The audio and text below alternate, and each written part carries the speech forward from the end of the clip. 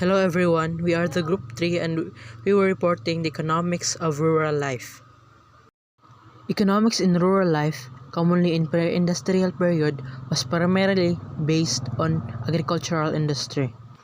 But when the mechanical and technological innovation comes, ang agricultural industry is naganam gid siya og kagamay due to demographic shift.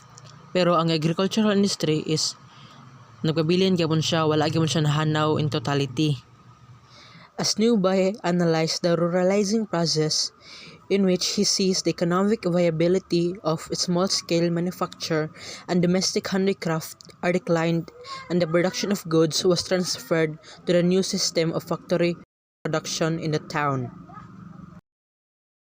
So the result for those workers remaining in rural areas was inevitably that farming was unquestionably the mainstay of the rural economy. So biska na gani ang industrial revolution, nagpabilin pagyapon ang ubang tao sa agricultural industry sa rural economy. And the majority of the population in the rural village is dependent into agricultural living. O kaning ang pagka-dependent nila sa agricultural industry, mao po nagitawag ni Newby as a occupational community. So in addition with this, kung makita nato ang economics in rural life is nagit siya pattern, which is nakarependent pod siya sa ecological environment sa rural areas.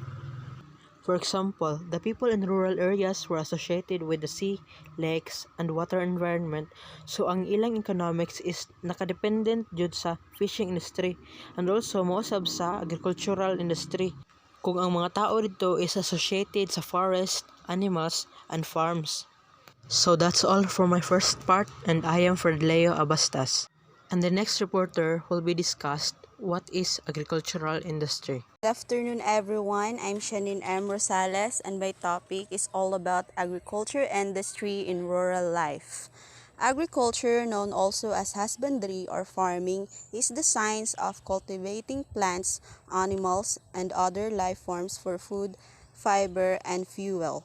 The agricultural industry, which includes enterprises engaged in growing crops, raising fish and animals, and logging wood, encompasses farms, dairies, hatcheries, and ranches. Agriculture plays a vital role in rural life, especially in livelihood in which they can sustain their foods and export products for income.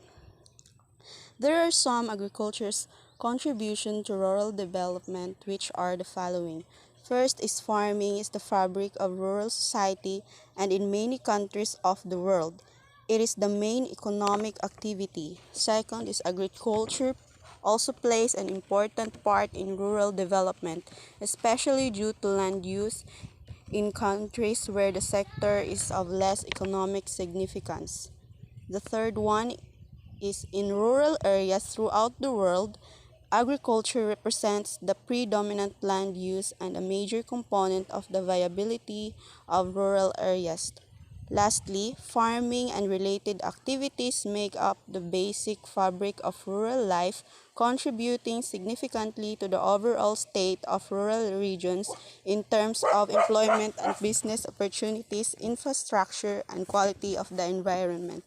That's all about this topic. Thank you. Hello, my name is Emifil Soraom, and today I'm going to report about economics in modern rural life in the Philippines. Agriculture plays a significant role in the Philippine economy, involving about 40% of Filipino workers. It contributes an average of 20% to the gross domestic product. This output comes mainly from agribusiness, which in turn accounts for about 70% of total agricultural output.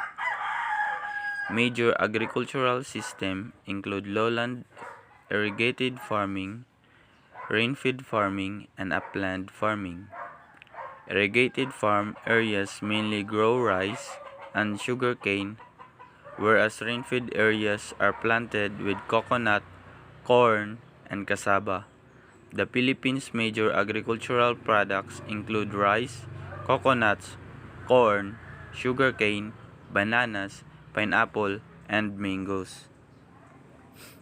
Agricultural goods has a vital role in the provision of food for both rural and urban population, as well as cash crop for export generate foreign currency. Foods such as bananas, coconuts, vegetables, fruits, rice, and fish are among the most important agricultural products. Demand for additional products and services is increased as a result of this process, and employment possibilities emerge to absorb the society's workforce. And that's all. Thank you. Next topic will be discussed by Nick Joseph Zapanta.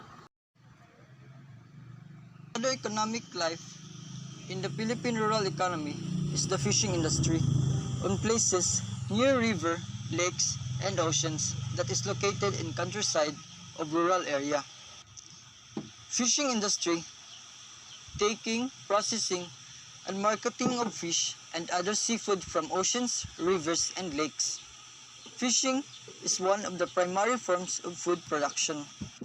The Philippines, a maritime nation that is a complex of islands, comprises 7,641 islands and has the territorial sea that covers 679,800 square kilometers and exclusive economic zone of 2,263,816 square kilometers.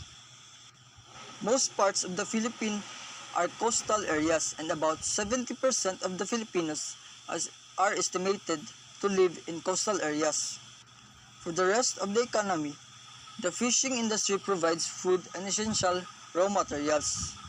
It is an important market for the non-agricultural economy's products and services. The sector releases surplus labors to the manufacturing and services sectors as it grows and modernizes. The sector also provides food and essential raw materials to the rest of the economy. It is an important market for the non-agricultural economy's products and services. As the industry develops and modernizes, excess labors is released to the industry and service sectors. The next topic is tourism industry as a part of Philippine modern rural economy and will be discussed by Albert Mahinay. Tourism industry. Tourism can be defined as the country experience which encompasses a wide range of attraction and activities that take place in agricultural or non-urban area. Tourism industry in the Philippines has been identified as one of the powerful engines for strong and sustained economic growth. Tourism industry is an important sector for Philippines economy. This industry contributes significantly to the economic growth of the country and somehow improves the lives of many Filipinos, and it promotes a culture of tourism through a safer and cleaner environment that benefits not only tourists but the entire community as well. And also, rural tourism have many potential that can benefits for including employment growth and expanded economic base, repopulation, social development, and revitalization of local crafts. And the next topic is small business and also as part of Philippine modern rural economy that will be discussed by Regil Arias.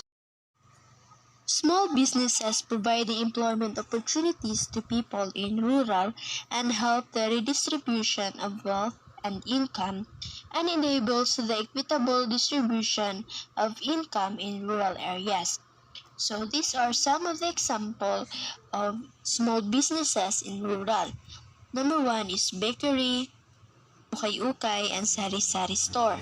So these small businesses gives an effective role in rural areas since ginapagamay niya ang probability of the migration of peoples from rural areas to urban areas. Basically, mangyud is migrate ang rural to urban in search of employment opportunities. But through these businesses, it provide employment opportunities for them. In the next topic, we will go into the Philippine Rural Development Program that will be discussed by Jeannie Goyo. The Philippine Rural Development Program or is a 6-year program nga nagsugod atong 2013 padong 2018 nga gidesign to establish the government platform for a modern, climate-smart, and market-oriented agri-fishery sector. It focuses on expanding market access and improving competitiveness while introducing reforms in the internal operations of the Department of Agriculture. The program contributes to inclusive growth by unleashing the economic potential of rural producers by investing in targeted, climate-resilient agri-fishery infrastructure and by upgrading value to agri-based enterprises identified in the ground-validated by provincial commodity investment plans linked to the national commodity roadmaps. The program's development objectives include the following. Number 1 is at least a 5% increase in the annual real household incomes of a farmer or beneficiaries. And ikaduha is na a 7% increase in value of kada tuig nga annual or kada tuig nga marketed output. And number 3 is ang 20% increase in number of farmers and fishers with improved access to the Department of Agriculture nga services. Moreover, the PRDP is designed to complement the programs of other national agencies, notably by the DAR, and also naapoy part ani ang DPWH nga which sa mga roads nga mo'y nakapahimo og hatag sa mga farmers nato sa mga rural areas nga mapadali ang pagtransport sa ilang mga goods. And next is the DSWD nga mo'y maghatag og kasagaran aduna tay mga welfares and mga support financially nga atong makuha gikan ani nga government programs. And next up is the DTI also nga maghatag yapon og programs sa localities and maghatag og mga training nga mahimo nga mas matagan gyud og bili ang namuyo dito sa rural areas. So here is some of the examples of sa ilang mga nabuhat construction or rehabilitation of these infrastructures and the enterprise development menu as part of the sub-project. So the reason why gi-add namo ning rural development is to emphasize that dili lang ang urban ang naga-develop but also apil pod ang rural areas, especially sa karon nga panahon kay naga-adapt na pod sila og scientific methods og technological mechanism labi na sa field sa agriculture og marine environment. So here's our reference and that's all for today and thank you.